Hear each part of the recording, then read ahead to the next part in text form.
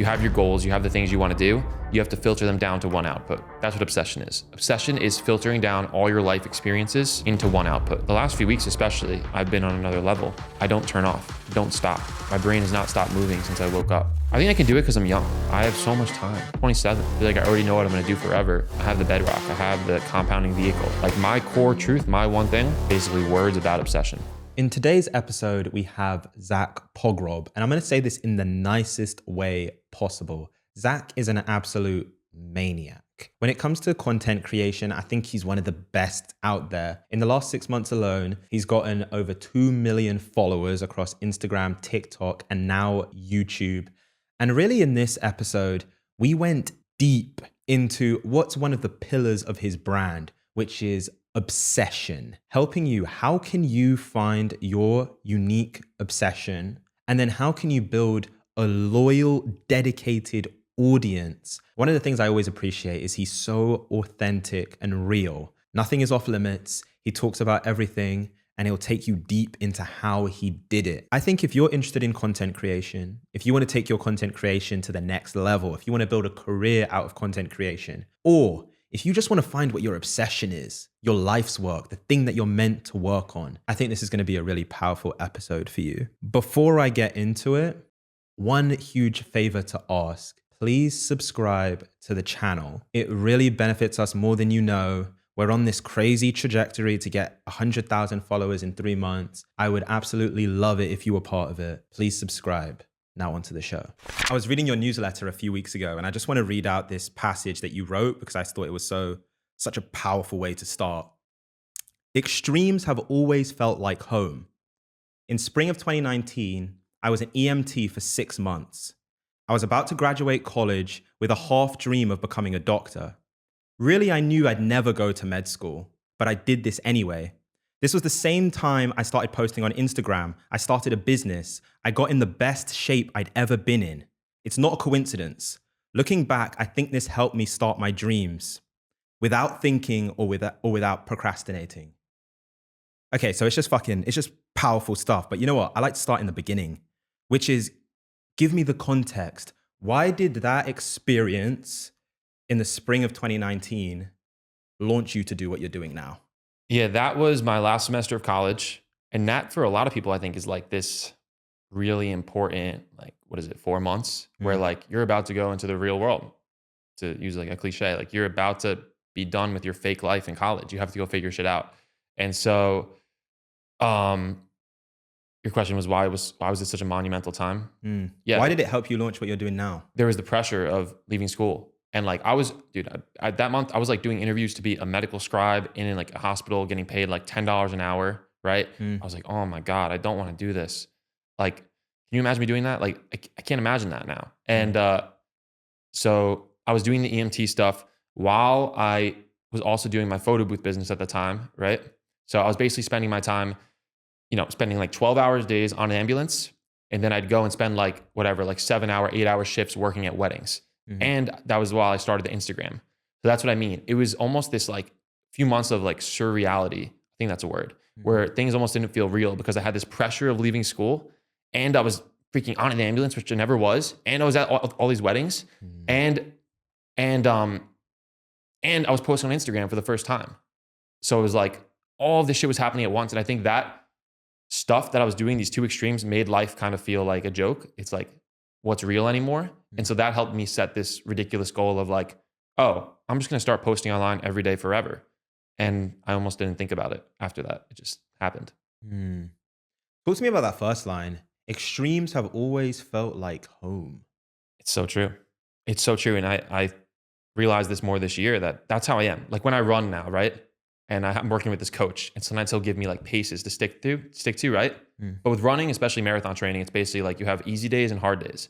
And on easy days, I am easy. I'm like barely moving. But on hard days, I am like burning myself into the ground, on or off, easy or hard. That's what I mean. Like extremes have always been what I enjoyed. I never liked the middle, I never liked the normal path. I never liked normal things. And I think that's the result of like feeling like it's the result of a lot of things. I think a lot of it's just like I always felt like an outcast in life since probably the beginning of high school. Mm. And so I think that's what led me. I think when you feel like an outcast, you literally, you get outside what's normal. And I went and got very comfortable in these things that were very different. And yeah, it definitely makes life feel different when you feel like you're on the outside, when you put yourself in these extreme situations. Like that was my life. I would in that semester, I was, finishing school. I would ride on this ambulance and see the most insane shit, like in upstate New York, where there's just drug addicts everywhere in this town. And then I'd go to this wedding and have a suit on and, flirt with girls, and it was great. And then I would go and be writing Instagram posts in between, and like nothing felt real, which was amazing. Mm. There was a liberation in just how crazy it was. Correct. The extremes, the contrast. Yes, it made it feel like like our friend Dylan Jardin, he Mm. texted me the other day, like, life's silly. Mm. Like, just go do whatever you want. It was kind of like that. It was like, oh, none of this matters. This is all just this game. I'm gonna go do something extreme, which is like set this goal to be this creator, entrepreneur, whatever, Yeah. Yeah. I'm curious, was there any difficulty to embracing that? Because I think there's so many people that they would resonate with what you said, which is feeling like an outcast or having an ambition that is fundamentally different from everyone else around you. And I think so often what's difficult about that is actually accepting that you are that person. You want to be like everyone else. Was it difficult for you to accept that, or was it natural? It was the result of a lot of failure in my life, I think, where I just felt like, okay, I can't succeed at the normal path for whatever reason, right? Like I failed at college soccer. I was always hurt, was never playing. I failed going to med school. Like I did okay, but I would have probably barely been able to get into med school, even if I really tried, right? So like that made me really comfortable with like, okay, I'm not going to do normal things. They're not working for me. So I need to go do this extreme stuff. Does that make sense? I don't know if that answers your question. Yeah. No, that does make sense. That does make sense. Talk me through the decision to go hard on content. You kind of mentioned you had this really ambitious goal of like, I'm just gonna make it on Instagram. Like I'm gonna just go for it. Talk me through that. Was there like I find often there's like kind of like a switch point because there's different levels of being committed to something, right? Like I guess it's a certain level of commitment just to start an Instagram account, but then to post and to test and learn about the platform to the depth and with the obsession that you do is a whole different level of commitment. When did that commitment level really get dialed in where you're like, this is my shit, like I'm doing this? Okay, so we are in upgrade season. This is about upgrading your work, upgrading your pay, all of those things. And that brings us to the sponsor of today's show, Free Agency. Free Agency represents and manages talent in the tech industry. They provide you with a dedicated talent agent that helps you find and win top of market roles. So if you're looking to build your dream career today, check out Free Agency, go to the link in the description. Thank me later. I think it was building up for years. Like I had the name Behavior Hack in my notes for like actually 2 years. I have the proof. 2 years before I started that Instagram. So like 2017. And so I think it was like all of this built up desire over years, right? Like I loved watching these YouTubers growing up. I loved watching people with audiences. They helped me so much. And I don't remember the day I started it. I don't remember that day. And that's a good lesson. It's like I've realized this lately. Your obsession will be obvious and it will happen without a decision, I think, right? Like last year, right? Like I set goals for last year, but the things that changed my life completely, they were never goals that I sat down and wrote about. They just happened. I had this thing that hit me. I had this idea and an uncontrollable wave of like energy and action took over me and just did it for me almost, right? Like those videos I made last year, the animated videos, which we talked about last time a lot. Never wrote that in my notes. I never consciously planned to do it. And the content in 2019 was kind of the same. I never consciously sat down to do it, at least not that I can remember. I would have remembered if it was like, I'm starting this day. I don't remember that. I just remember being in my college library, studying freaking whatever organic chemistry I was doing. And like, no, I'm going to go make this little infographic for Instagram and try to post it and like read another article about gaining followers. That's what I mean. Like your obsession, if you're trying, you can't, there's a very thin line. There's a very thin line. People think obsession is about forcing something to happen, but it's not. It's actually the complete opposite. It should happen without force. It should happen without you even thinking about it because it's that natural to you. And that's what it was like when I started. There was no reason for it to work. Like there was no proof I had, but I never ever doubted that it would work, ever. I had like 10,000 followers by like the summer. which is like whatever. But like I never ever doubted that it would work, which is like a weird thing to like realize. Hmm. Yeah. You know, one of the things I think is maybe the most impressive thing from knowing you and also just observing your content is like what I would call the clarity of thought.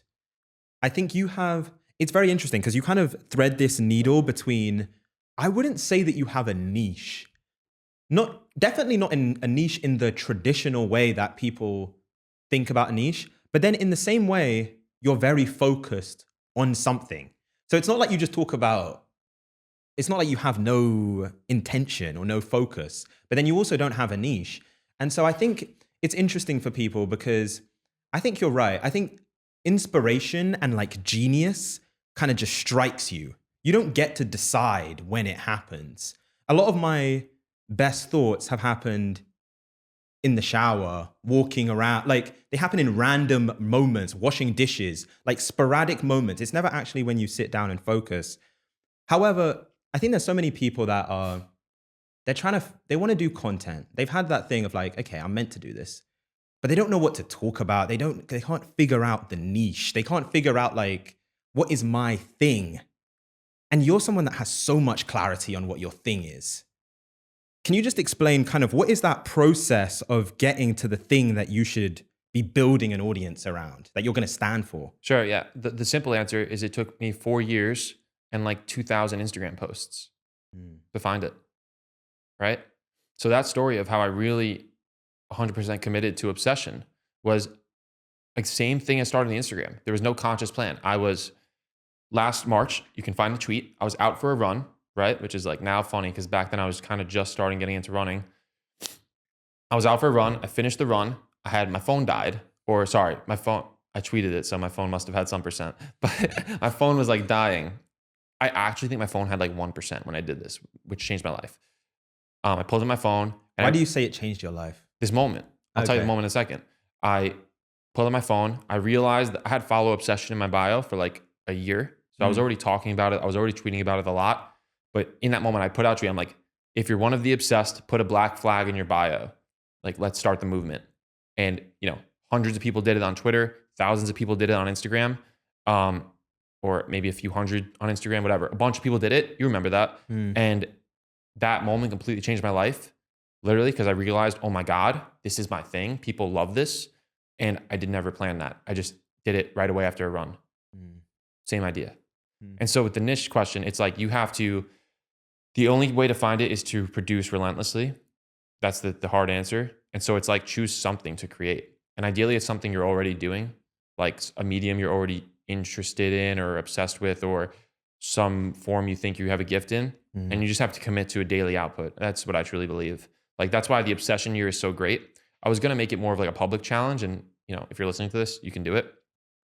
The My First Million guys kind of did it. They like put it out there and people started tagging me, but it's like 1 year of obsession. Create something every day for a year and you'll either get really good and obsessed with that thing or you'll find something else along the way. But it's really just putting out all of this stuff and then seeing what the audience likes, what you like talking about, and what no one else is talking about, right? Like those 3 things. That's like a good tactical answer. And once you find that, like mine was obsession and it was so obvious. It's like, oh, no one's owning this word. I love talking about it. It is the perfect word for my journey and who I am. And every time I post about it, it does well. So this is what I'm gonna talk about forever. And so if you don't have a niche, like I think that's super important. Like that's how you find it. You find it through creating stuff and then it finds you. The more tactical thing, if you're someone who's already been creating for a while and you're like trying to like nail this more, is you have to, this is how I think of things. I tweeted this the other day. It's like, be strict with your message, but flexible with the medium. So like me, my core message is obsession. That's it. One thing. But I have no commitment to any mediums, right? Right? Like my writing, back then, someone could have told me like, dude, you're a writer, just stick to writing. But instead I made videos. Those got hundreds of millions of views. And now my writing gets, tens, hundreds of millions of more views. My writing doesn't get hundreds of millions of views right now, but because videos do better, but you know what I mean? And same with the YouTube stuff I'm doing now. That's why I'm doing it. Because it's like, it's going to bring more people into the world. And so it's like, there's that. And then there's also naming. This is something I've realized. I think my biggest gift might be naming things like, obsession, the obsessed, the dark place, which is like my favorite term I've ever came up with. naming things is how people remember you and them. It's like people remember you and your ideas. No one names things. It's insane to me, right? It's like naming is how you become a node in someone's mind outside of yourself, right? And more than that, it's like I don't want people to, if there was no obsession, right? If it was just me ranting about stuff, no one's lives would be unchanged. Not that I'm changing that many people's lives, but like, I think my ideas are in some way. And it's like, because there's this thing, obsession that people can attach themselves to and identify with, it brings them in. It's the link. Obsession is the link. If there was no obsession, it would just be me and them, and it would just be me and them. And yeah, it helped them, but it's different. So yeah, I'll stop ranting. You can ask me something else. No, that was really good. And I love that you framed it around like, you have to produce relentlessly. Because when it comes to the conversation about what do I focus on or any of that sort of thing, or what's my niche, the problem is like a lot of the people that are asking that question are not producing. They're just thinking. And you tell me this if this is correct for you, but this is what it was for me. When I found the thing that was starting to get traction, it was only obvious in hindsight. It was only obvious once it was getting traction why it was. But I wouldn't have known that thinking forward without producing. It was the production and the iteration on the production was what got me to the spot where it worked. I couldn't short circuit that process. That's what I see people do a lot. They try and short circuit the process. Tell me the topic, what's the gym trending theme or whatever that I can focus on? That's going to go viral and I can build this brand around. It doesn't work that way. You produce first, and then iterating on the production will give you the answer. Correct. Yeah.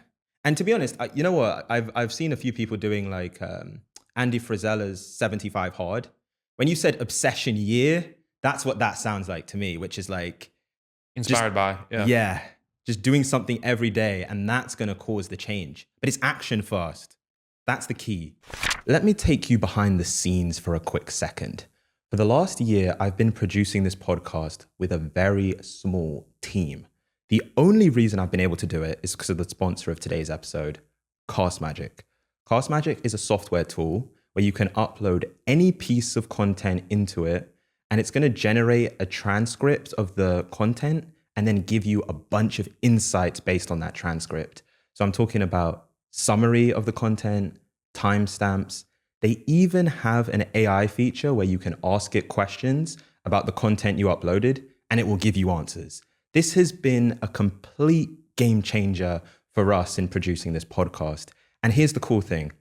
It helps far more than just podcasters. Any piece of content, so video content, audio content, even audio memos and ramblings that you just have on your phone, you can put into Castmagic and you can start generating these insights and extracting the value instantly. So here's the thing, right? Because I've hooked you up. Use the code, the link in the description, Callum Free Month, and you will get your first month of Castmagic free on us. Thank me later. Back to the episode. That's the thing with the obsession year. So like the way I was going to do it, and look, if you're listening to this, you can go and do this. I just didn't make it like an official thing on social media. I'm going to do it myself this year. And then you're doing it. I'm doing it. So like I figured like, let me do it. And then next year we'll make it a big official thing, posters, whatever. But it's like, you have your goals, you have the things you want to do. You have to filter them down to one output. That's what obsession is. Obsession is filtering down all your life experiences into one output. It's like, and that for me, that output is YouTube. Posting a video every day, long form video every day. And so that makes life very simple. I have been the happiest I've ever been since I've committed to it and started putting them out because there's just a freedom.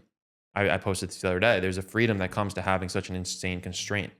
And I'm so excited about the idea of iterating like I'm going to. Every video is going to get better. And yeah, I forgot what we were talking about. Yeah. You know what, actually, oh, this is something actually you said in one of your obsession diaries recently. And I loved it. And I think it relates so well to this. Because I think the question that people will have is like, how do I know when I've hit on that obsession? Like, maybe it's something that I'm just super interested in that moment, but it's not actually like, almost like my life's work. Like it's not my obsession. And I love the way that you worded this. You said, This was you talking about soccer, actually, how you knew that it wasn't an obsession Yep. for you. You said, I was just so uninterested. And that to me is a sign of not being obsessed. It's like when you're obsessed with something, you literally want to spend your entire life in that world. You want to watch every YouTube video. You want to listen to every podcast. You want to go to even YouTube videos that only have 200 views. It should turn you on in a sick way that you have this edge. That's what obsession is. What it is. Yeah. Fucking good, man. Okay. Let's go to the next step. So that's almost like discovering the niche or the topic or whatever, the obsession that you're focused on. Talk to me, because I think one of the things that you're phenomenal at, and I think this is how it will actually prove out in history when we look back at what you've done, is building what I call movements. Like you build movements, which is not only do you name things, you rally an audience around this thing. And so talk me through that process, because there's so many people that want to build followings. They want to build like loyal followings, people that actually like truly are bought into what they do. Tell me how you start to think about that. Yeah, like I said, this really started last March when I put this thing, put a black flag in your bio if you're one of the obsessed. It's really when this game started. And I've iterated a lot over time. This is what I'm going to do forever.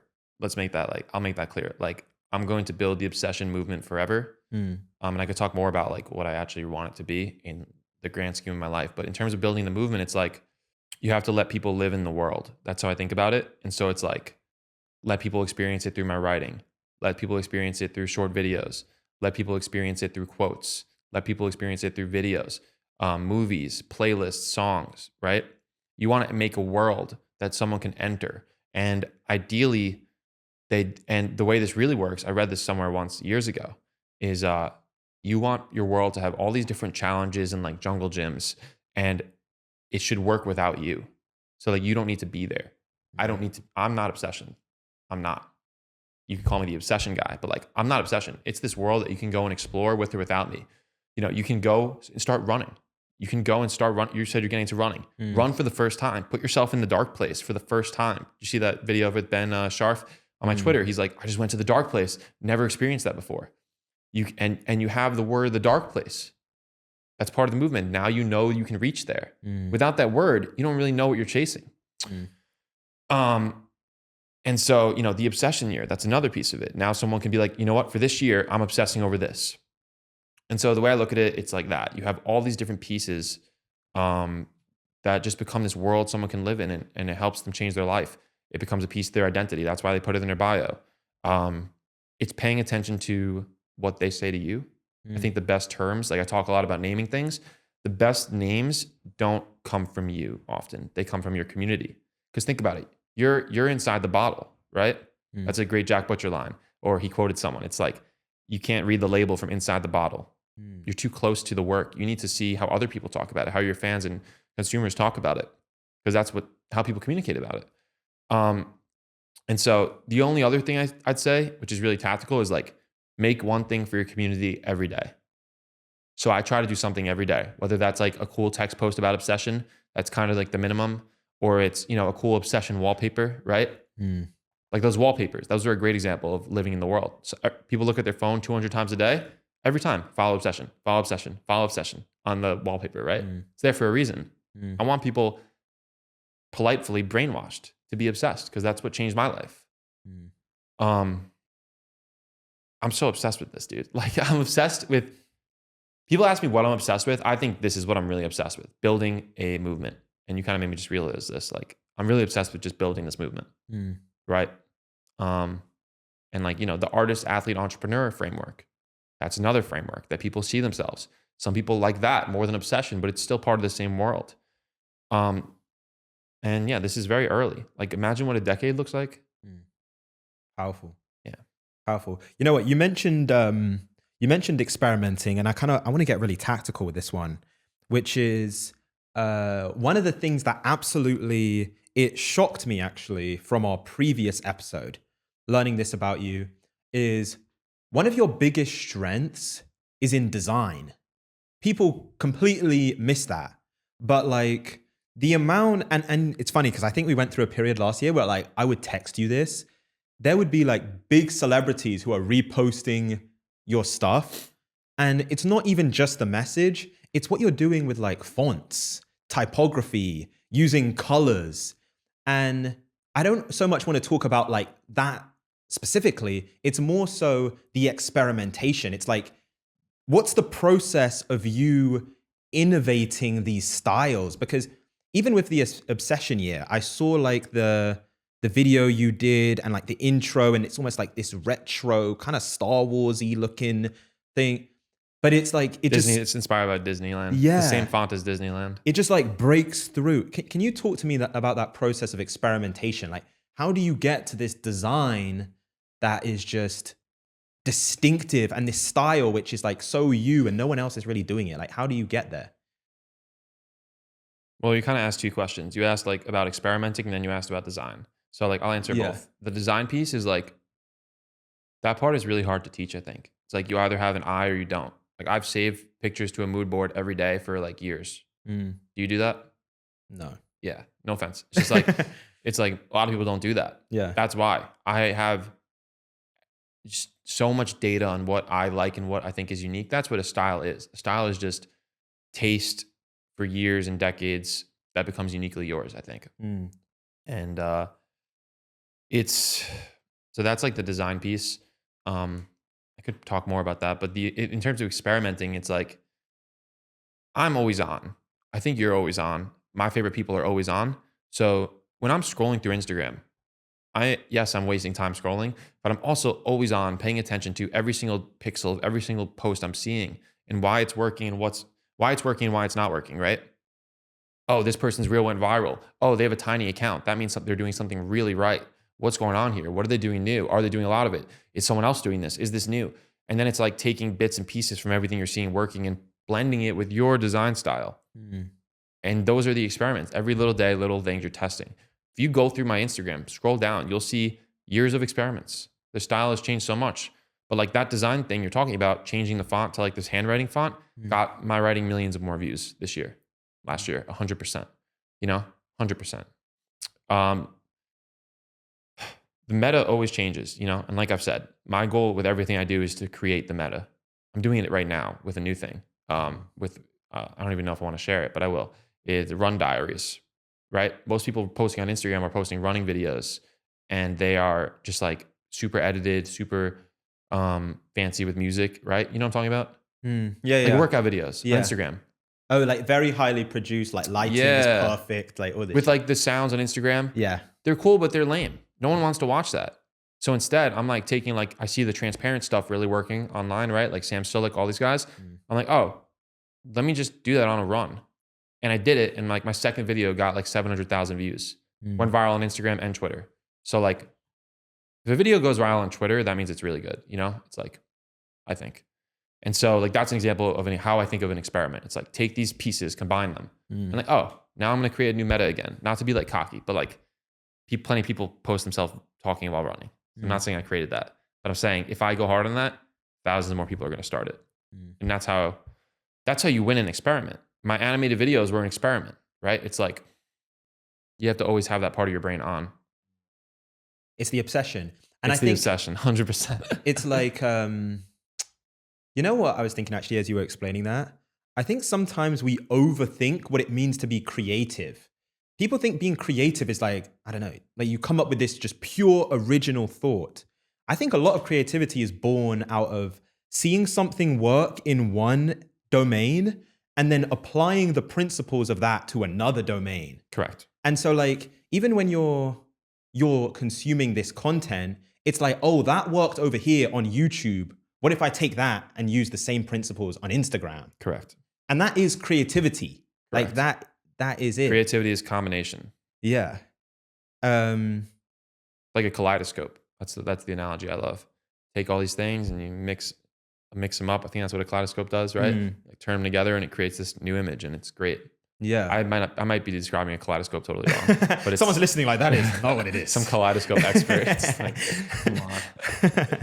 Yeah. And you know what? I saw this tweet that you put out which I actually think kind of encapsulated exactly what you just described, which is last year you kind of went through this period where like, I think you actually said it in one of your tweets, 2 million followers in 6 months. And you said, I made 2 shifts with content last year that completely changed my life, got me millions of followers and thousands of true fans. I narrowed the message and widened the medium. First, I committed to one core idea, and then 2 is experimented with new formats. I kind of talked about that earlier. Yeah, strict with the message, flexible with the medium. That's how you freaking win. That's Disney. That's the Disney model. Strict with the message. You know, these movies that feel like magic and feel like love and feel like home, and then flexible with the medium. You can feel that everywhere, from a movie to a TV show to a doll that your kid plays with. I'm curious, what are your thoughts on platform? I see a lot of people, especially people that want to get started. There's so many platforms that you could do it, right? Like there's TikTok, there's Twitter, there's LinkedIn, YouTube, all this shit. Everyone has a different theory on which is, oh, TikTok is great right now. You can go viral on TikTok. Or it's LinkedIn is super easy, like easy reach on LinkedIn. Do you care about that at all? Like what's kind of your advice to someone looking to get started and thinking, which platform do I go for? I don't know. That's kind of tough. I think there's like the obvious answer, which is like go on to platforms that are giving new people the most reach. I would say right now it's like Instagram Reels probably. Yeah. And yeah, probably Instagram Reels, but it's like you should probably do the one that you spend the most time on. 'Cause it's That's the one it. you most understand, or at least the one that you could post on every single day. That's what I would say. Yeah. But then again, sometimes you don't know. Like, dude, Twitter is the best. Yeah. If I had to choose between my Twitter and my Instagram, it would be tough. I think I might choose the Twitter, Yeah. even though it has 25,000 followers versus my Instagram, which has 1.5 million. Just because the Twitter is I don't have to make content there. I just tweet what I think, which becomes my content, but it's usually like, it's kind of the same. But I do more stuff on Twitter that's more like raw, And so like Twitter's the best. But it's like a lot of people have never been on Twitter from Instagram. I'm like, dude, get on Twitter. Trust me. Just tweet your thoughts and it will work. You know what's Yeah. like, I think it's, so I was going to say something very similar, which is like, I think this is really like a solo player game, which is what worked for someone else won't necessarily work for you. Like the whole game is figuring out what's going to work for you. And so I always say like, just start with what's the easiest. And that's the thing with Twitter for you. And I think for a lot of people is just writing stuff is way easier than going on video for most Sure. people. Sure. Because you don't even have to show your face. Like it's just easy. Then again, though, I feel like growing from zero on Twitter is kind of hard. Right? Yeah. Takes a while. Yeah. So I don't know. I think the cool thing about Twitter though is that you'll start correct, which is like just being authentic. And people don't, though. That's the problem. People mess up and they're not authentic, and then they build the wrong audience. It's harder to be authentic on Twitter in the beginning. You'll grow less. If you just tweet your thoughts, you'll grow less.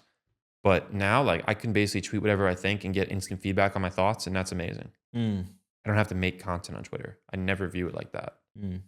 I'll post like my more like produced stuff there. I'll post like the Instagram writing on like a fancy thing, but most of my tweets that are good are just like how I'm thinking, which is amazing to have that.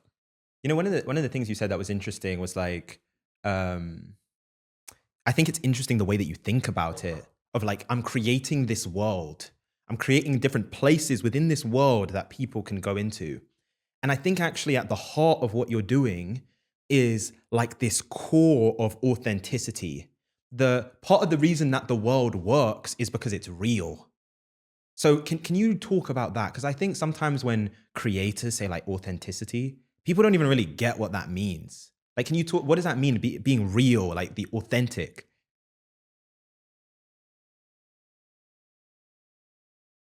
There's just no filter, I guess.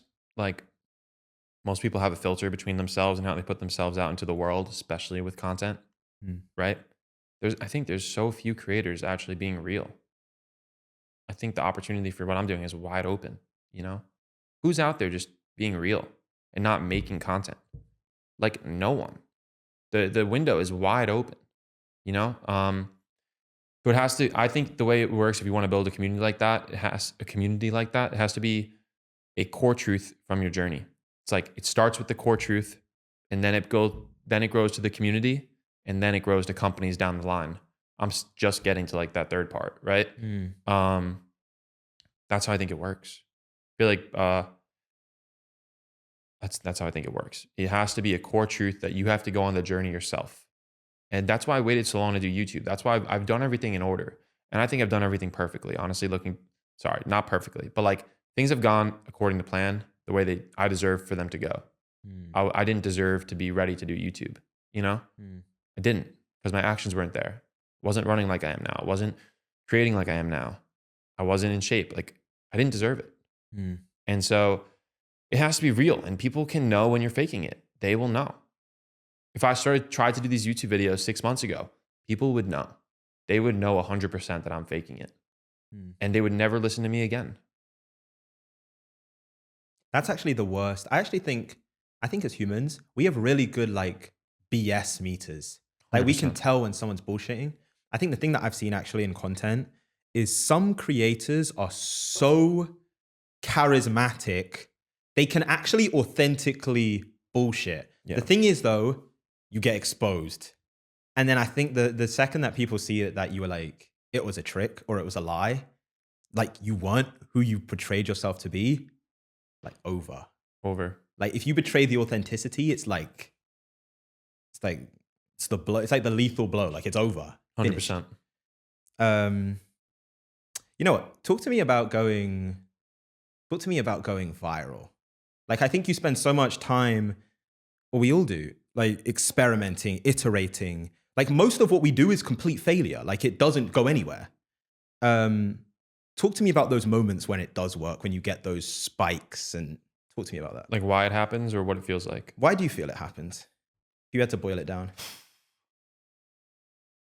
There has to be some newness to it, right? Something new about it. And that newness can come from a unique personality, can come from a unique idea, can come from a new division of an idea. That New York City video I made, right? It went pretty viral. It got like almost 1 million views, which is crazy because I never post myself doing videos ever. And I did it on a run. And it went viral because it was divisive. Half the comments love New York City. I said you should move to New York or you'll regret it forever. Great hook. Because literally that's what people think. Proud of that one. I'm proud of that one. And it's like half the people love New York, half the people hate New York. And they all commented, you know? My other viral videos, it's like one of my most viral ones is you need an alter ego. Half the comments are like so true. Half the comments are like, I just committed murder and I'm going to jail. Like, you know, joking. Like, you know, there has to be something that people haven't seen before. That's why you can't teach virality. That's why I'm so against like courses and things like this for content creators. And, you know, it depends on the outcome you want, right? Some people just want to make a living from content and I don't know, do something that has been done and just do an average job. And sure, maybe there's a course that can help you do that.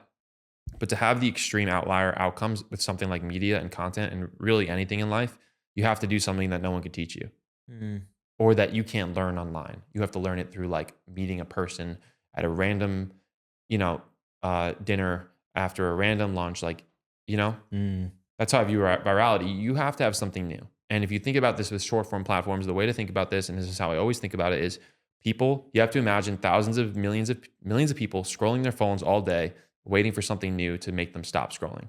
There has to be a reason. And you posting a workout clip or you on a podcast or you doing what everyone else is doing is not going to make that happen ever. So if you're a creator who's stuck making the same videos for years, not getting traction, you have to obsessively you can't just put out content every day. You have to obsessively hunt that newness. That is the only way. And even then it's not guaranteed. That's so good. You know what it reminded me of as you explained that? I always say like, I actually have a note of this in my phone, is genius is at the edges. And I think a really good example of this is Elon Musk. Because I remember growing up, like electric vehicles were the most uncool. Like if you had like like a Prius or whatever the fuck it was that was like electric, like no one wanted that. Like they were like slow. You had to like charge it and shit. No one cared about that. And Elon manages to like live in this world where like he's the guy that's pushing electric vehicles when no one wants to do it. And now obviously it's kind of the cool thing. And like you see Teslas everywhere, but it's like genius is at the edges. It's not with the herd where everyone else is like kind of there. It's the people that are kind of on the edges. They're like outcasts kind of, and they just spend so much time obsessing over this thing, and then it's like the audience comes to them. Correct. People move to them. You have to believe it before the world does. Yeah. Yeah. I remember Nipsey Hussle has this thing when he says like, I'm going to butcher the exact quote, but he basically says like, all of human progression development is reliant on the unreasonable man. The unreasonable man makes the world adapt to him. Like that's where it is. Banger. It's so good. Okay. You know what I want to talk about actually? So I think when we spoke last time, it was kind of at an interesting juncture for you. So you'd been doing these animated clips, videos, and you'd been getting a ton of traction, millions and millions and millions of views. And I think when we spoke, you were like very much still in that. You were still putting them out, like they were still going viral every time. Yes.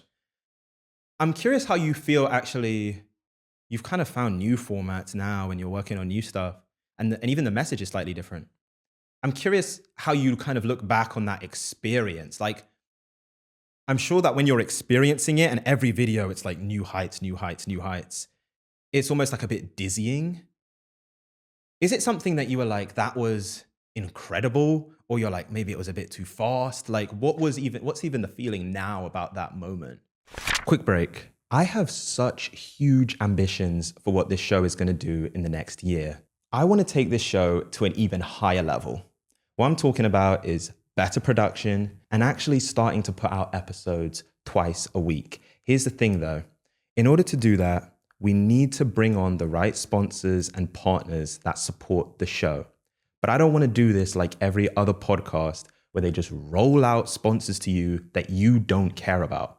I want to choose the right sponsors for this show. And this is something that I need your help with. Go to the link in the description below. Answer 5 multiple choice questions. You can complete it in under 90 seconds. And this is going to give us all the information and insights that we need so that we can get the right sponsors for this podcast. And here's what I can promise you. If you answer those questions, we're going to take this podcast to an even higher level. Better guests, better production, more episodes delivered straight to you every week. Please help me help you. I wasn't ready for it, for sure. And like the responsibilities that come with doing this shit for real. Before then, I wasn't making money for my content. I was just this kid posting on Instagram, right? So that piece, like I grew up a lot last year because I had to do shit for real. I had to talk to brands and negotiate and do business deals and get partners, right? I became ready because I wasn't ready. I guess you're never ready and you have to learn it at some point. Yeah, it was the most incredible time ever. Last year completely changed my life. Going viral like that, it is amazing when you do it the right way. If it's one video and like you're viral for like putting yourself in a bath of cereal, then you're kind of screwed. It's like, all right, maybe you go on Ellen, but like it's kind of over. But instead, like I went viral over and over and over for my core message or around my core message. And I got millions of more people to see my writing, which is the real thing that matters. It's like, that was incredible. Last year I had incredible people I hung out with and got to meet, and they love Obsession. They like me instantly because they love Obsession. And that wouldn't have happened if I didn't make those videos. It wouldn't have happened. It may have, some of those people, but like I met a massive amount of people last year because I built my audience, And the videos are still great. They still do well. I just don't post as many, and I'm going to start actually posting more in a new style soon. But yeah. Can you talk about the monetization piece? Because I think so many people think that like, if you're just getting views, you're making money. Like if your favorite creator is out there getting millions of views, he or she is rich. Can you kind of talk about that? Yeah, no, it doesn't work like that at all, especially on Instagram. I think there is a partner program. It's not called a partner program. You do get paid for Reels now on Instagram if you have a certain amount, but it's very little. I think I'd be getting like a few hundred a month, maybe close to 1,000 a month with like 30 million views on Instagram, which is like kind of crazy. That's pretty low. But anyway, so yeah, you don't get paid on Instagram at least. Outside of you have to go get money or people have to give you money. And so you know, what happens when you blow up is you get sponsors and brands who reach out to you. That was kind of what I say dealt with. That was what I did last year mostly to make money. And it was great because I never got paid for content. That was the best feeling in the world when I did my first video. It was with I think 5 Minute Journal, which is a big journal brand, and the owner has become a good friend. We did a video with them, and that was my first time really getting paid for content, which after doing it for 4 years is like a euphoric experience. Like, holy shit, the thing I'm already doing now, I'm getting paid and way more money than I ever got paid for like an equivalent amount of work doing something else. Because content, it's like, to give context, with that first video, I made more money with that first video than I would make doing like 20 of those photo booth events. Think about that. 20 days spent driving, going to the wedding, sweating, unloading equipment. And now I'm posting a 30-second video and getting more money than that, 20 of those. It's a wild feeling. Super dangerous, super addicting. Because it's like, it feels almost like fake money. It's like, what did I even deserve this? And it's like, you want more money like that. But the problem is when you chase more money like that, you need more sponsors. And not every sponsor is as great as that one. A lot of them are worse. A lot of them you're going to end up in email chains of 50 emails, which is not what, you know, over the last year, I really went through a transition of, I talk a lot about the artist, athlete, entrepreneur, right? And I think they happen in order. I really had to step away from like realizing that right now in my life, I am an artist. And now I'm becoming really an athlete too. But like, I am an artist. What I need to do is make my art, not spend, you know, all day in Gmail negotiating deals. But it's like, you have to get through that messy period. And now I'm getting out of it now. Like now I have people representing me. I have people helping me with these deals. I have way better deals coming in, way better brands. And, but you have to get through that messy period and not let it slow down your content, which is what happened to me. I took on too many brands and that ruined my organic content. Didn't ruin it. It slowed it down. That's why I've posted barely any reels because I have like 10 sponsorships to make right now. And, those get priority because they're paying me. So, you have to be very careful with sponsors, because you don't want it to mess up your compounding, which it kind of did for me. Right. Yeah. You know what I think is actually an interesting angle to this is like, I get what you're saying, that it messed it up on the content side because it was now like, it was almost like this other influence. It was like a distraction from being an artist. Correct. Oh, 100%. Yeah. Yeah. The right way to do it is that you do good collabs and it can enhance your art. I think the tough thing from being a creator though is like, we still have like the reality of our lives. Like you live in New York, like this, it's the expense. And it's like, you've been also the context of you've been doing this thing for years and not actually earning money through the thousands of hours that you've been putting into perfecting this craft. And I think the difficulty is pairing being an artist with getting compensated and making money so that you can live your life. And I guess what are your lessons around that? Because that is a really difficult balancing act, because it's not like huge brands are going to give you millions of dollars for one video or whatever. Like it's not at that Not yet. scale. Yeah, yet. But it's like, I don't know, that's a difficult balancing act. Yeah, that's why I say this to people. All that matters is keeping your obsession alive. So just like make whatever money you need to survive and keep going. Because especially if it's something like content, it compounds, you know? The compounding that's actually the beautiful thing to like see over time, I think. The best. Yeah. Yeah. You know what? You mentioned artist, athlete, entrepreneur. Tell me the defining, like what makes those distinctive? Like explain to me each one. Sure. Like I just realized this over time through, it actually is kind of inspired by this James Clear quote. I like to give credit. Some people don't give credit for things.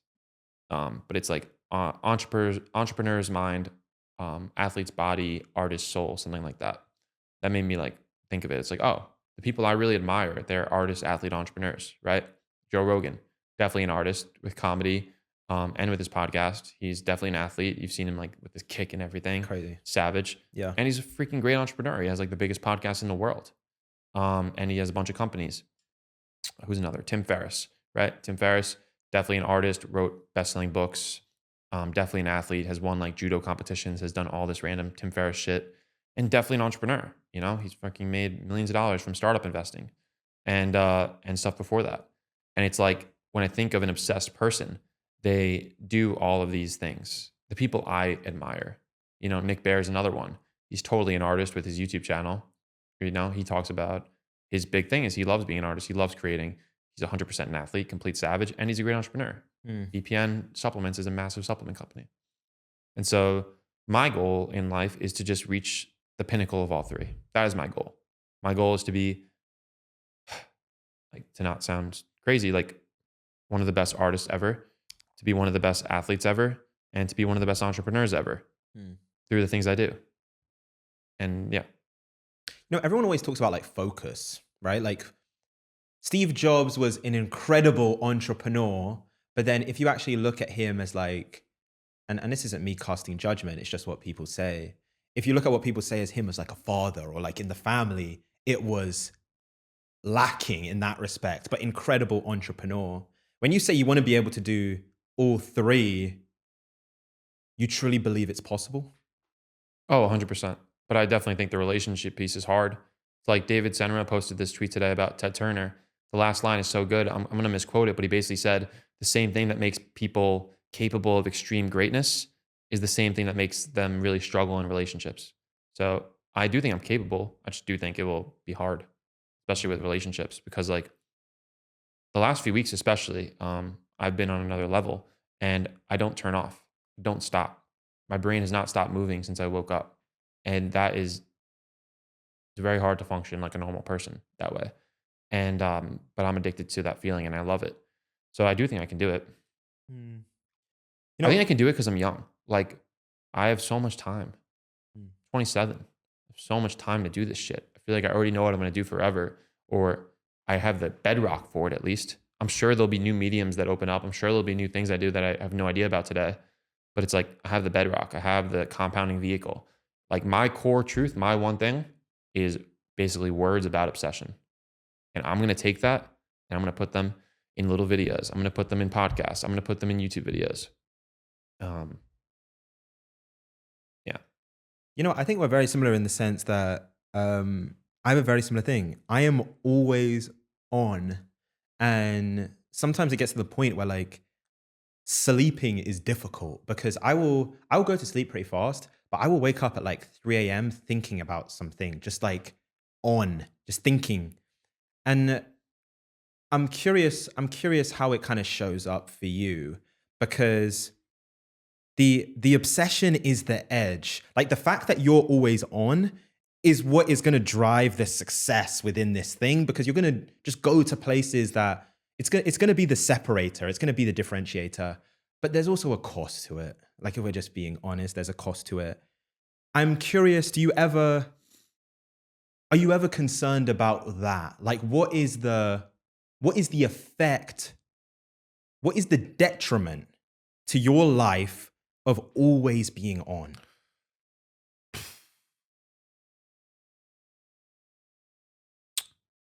I don't know, but I think the detriment to not being on is way worse for me. Like I'm depressed when I'm off. And, you know, I feel like I don't know how to answer that question yet because I haven't obsessed for decades yet. I Mm. don't want to. That's why like I listen to people like David Senra and Founders podcasts so I don't go down these paths that these icons went down and ruin their relationships and regretted everything. I don't want to regret everything. But it looks like yeah, I don't think I have an answer. It's just like staying healthy and staying mentally sane and making sure the people I love know I love them and like keeping those relationships good, which I think I do. You know, some people have this gift. I think I have it, especially when I'm on, where they just answer instantly all the time. I think I do that usually. Mm. And like, I think that means I care about relationships, you know? Otherwise, I wouldn't answer because I do. And so, like, keeping doing that. That's the thing with ultra successful people. You notice they either never answer or they answer instantly. Mm. That's what I've noticed. The extremes, yeah. Yeah. I want to stay that way. Yeah. That means you're dialed too, because like you don't need to think about answering. You just answer. You're like, oh, I know exactly what to say. I'm typing it as I think. Mm. Versus like when I'm less obsessed, I'm like, oh, what do I say here? I got to think about this all day. You know? Mm. You know what I call it? You spoke about naming things. I guess this is my attempt at it. I call it like instinct level. Like, I don't know if you've had this, you probably have, especially because you're creative, is sometimes my editors or like people will ask me a question and I'm so dialed into the content, it's like I give an answer without my brain thinking about it logically. Like, it's not like I think a thought and then say it. It's like it's just there. This is what we do. It's like instinct level. Like, it's quick. You know where I want to go? I want to go next. I want to finish by talking about the YouTube stuff. There's this tweet that you put out recently, and I wanted to read it back to you, which is you said, I'm posting a daily long form YouTube video every day for a year. This will be my obsession year. I believe 1 year of obsession can change your life, and this year I'll be living proof of that. Talk to me through the decision of committing to something so extreme, which is like, I remember Logan Paul saying this because he actually was one of the first like really big YouTubers that did like the daily vlog. And he's even spoken about that was like a grueling process. Like, people don't actually get it from behind the scenes, what it's like to put out a video a day. It's a grueling process. So talk to me about that decision, deciding to do that. Yeah, like the story of me starting content in general, it kind of has been boiling up for like years, wanting to do it. But like I said, I never felt comfortable talking to the camera until like a few months ago, or really a few weeks ago. I'm still not really, but I'm getting there because I'm doing it every day. The decision was kind of based off like what I want to do. I don't just want to be a writer. And that's what it comes down to, right? Because most people say you're a writer, stick to writing, focus on writing, write books, write tweets. But like I said, I'm trying to build this world. I'm trying to build really what it's going to be as a religion. Not a actual religion, but the same mechanics as a religion. This thing people live by. And obsession, right? And what do all religions have? They have this figure, this person who leads the movement, and it's a natural result of their journey. So for me to make obsession what I really want it to be, I have to show the journey and I have to be fully obsessed myself and go down the path of obsession. And I think that goes beyond words. It has to. It has to be something that people can see and believe and recognize me as this leader. And I look at people like Jocko Willink, right? He's someone who really inspires me in how he built a world around himself and with companies and content and books. And I think people knowing his face and seeing him getting after it every morning in the gym is a big part of that. Mm. I think if he just wrote his books, that world would not exist, right? So, I really want to start these founder-led companies with me as the founder. So I need to go get out there and show people what obsession really is through everything I do, through the artist, through the athlete, through the entrepreneur, things I do. And so, and it just excites me. Who else is doing YouTube videos every day right now? Can you name one person except Sam Sulek? Yeah, that's what I was going to say. Yeah, no one. But no one's doing it with like the thing I'm doing, which is like talking about, the art, the athlete, the entrepreneur. It's like, it excites me so much to do something no one can do and no one's willing to do, so that's part of it. And I just, this is how I started making content. I did it every day. And so the way I'm going to iterate is going to be insane. And, some people are telling me like, you're crazy, like, don't do this, like, quit it. It's like, you're not good on camera, but it's like, I don't know, that excites me. Like that disbelief in me a little bit. And not that those people don't believe in me, but they're just like, I don't know. I get so excited about the idea of iterating every day. And I feel like I have this vision for what these videos can be and have, hundreds of thousands, millions of people watching them. And now every day I just get to get closer to that. And it's so fun. It's fun to like begin at something again. Yeah. You know what? Here's where I want to end. One of the things, and I love this, like this podcast is everything for me. But one of the things that really fires me up, it really lights an energy and a spark underneath me. I just love feeling like the doubt, both from myself, but then from other people. Like the people that, like there was so much conversation, or like people telling me like, oh, the podcast is like so hard to grow, right? And I felt it firsthand, 'cause it was, but like, oh, you shouldn't start with a podcast. Like you should do something like do the short form thing first and then maybe go to a podcast. And you spoke about like almost the the disbelief, people telling you like, oh no, you shouldn't do this. And I think so many people get discouraged by that, like their friend or something, their mom, their dad, their brother, like growing up, whatever. Oh yeah, you shouldn't do that. No one's successful doing that. How do you combat that? You have to trick your brain into getting excited by it. You know, like for my first marathon I just did, the whole time, most people were pretty supportive of my goals, but Casey Neistat, who he was telling me the whole time I was telling him my goals, he kind of saw my running journey. He's like, dude, you're crazy to go for a 3:15 marathon. There's no way you're going to hit it. You're going to die. You know, you'd be lucky to get under 4 hours. He might have not been that harsh, but like he was pretty harsh. He was like, be careful, respect the marathon. And, you know, and during the race too, he was tracking it with our friend Hunter. And still during the race, there was a time where it looked like I was dying. And he's like, oh, Zach's done. It's over. And it felt so good to prove him wrong. Yeah. And that's when I realized like, I love that feeling. So now like I have the same feeling with the content and it's going to be fun. And I don't really think about proving people wrong though often, honestly, because most people believe in me. I'm lucky. Like people are nice to me, but that's the thing. You can't get caught up in the nice people. Yeah. You know, you get so many yes people, which is just good people. I'm like that to people too, because it's nice. You need that. You need people believing in you. But there's a thin line between someone believing you and someone just like your friend and they're saying, good job, keep going, you know? But I think a lot of people do really believe in me. It's just, you know, you have to trick your brain to get sickly turned on when people doubt you, you know? Yeah. And like loving that as using it as fuel. Yeah.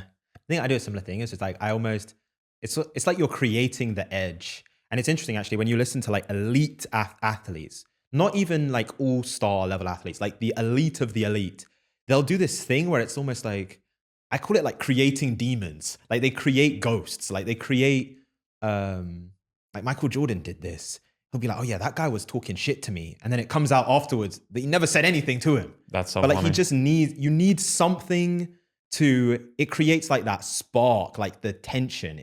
It like triggers the chip on your shoulder. You need the enemy. Yeah. Yeah. For me, when I run, it's myself. Like I'm my own enemy.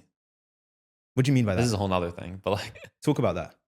When I run, this is actually in the video I'm posting today, I like yell at myself sometimes. Like when I'm on a really hard run, I've only done this I've done this actually a handful of times, but I will scream at myself to be like, faster, Zach, faster, go faster. And that voice is like the obsessed version of myself. I like posted him sometimes. That's the obsessed Zach. And his enemy is like me, like talking to you right now. It's like, he's yelling at Zach to like keep going. It's kind of funny. You just made me think of that. Yeah. But I highly recommend yelling at yourself on a run. It'll make you go faster. Yeah. Because it's like another gear. Like it's another. That's how I view running and honestly everything I'm doing. It's like I have this alter ego. I've had him for years and everything I'm doing, I'm just trying to become this person all the time. But realistically, that will take another few years or decades. You know what's funny? You're like I said it right in the beginning. Like you're the biggest repeat guest we've had. I think this is the third one. Am I the only one? Okay. Yeah, this is the third one. No, I've done some repeat ones, but you're like. Oh yeah, because did I come on before the in-person pod? Yeah, you came on. You came on remotely. I think you were in was it Long Island? I must have been. I don't even remember that. Yeah, it's funny. Damn. Yeah, I want to listen to that. I remember you were like outside. Like you wasn't even. Wow, that's hilarious. Yeah, but you're the biggest repeat guest. And I think about like, because there's going to be subsequent episodes probably. Let's just be real. There's going to be fourth and fifth and whatever. Let's just extrapolate it a year. Let's say that a year from now, I don't know if we'll be in this room, but we'll be in a room. There will be cameras. There'll be this setup. There will be the microphones, my laptop, whatever. What do you think we're going to be speaking about when it comes to you in a year from now? Something completely that we can't predict. I could tell you like my goals for this year, but like it'll be something else. Because that's how the world works, and that's how especially content works. Is there are people I don't know right now who I'm going to meet this year who are going to come to me with things, and those things are going to change my life. And that's what I would say. That's my actual prediction. Yeah. I could tell you my goals, but they're like, it's kind of pointless to tell you them because like they might come true, but I think something bigger would happen. Something bigger would not be something I could say right now. You know? Yeah. No, I love it, man. Thank you so much for coming on. Good pod. Let's go. Fucking good. So before we get out of here, I had to leave you guys with one last gem. That's the sponsor of today's show, Free Agency. Free Agency represents and manages talent in the tech industry. They do this by providing you with a dedicated talent agent that will help you find and win top of market roles. That talent agent is your career quarterback. They understand you and your career goals. They help you get interviews at the firms that you want, and they help you land the salary that works for you. So go to the link in the description, check out Free Agency. Thank me later. Peace.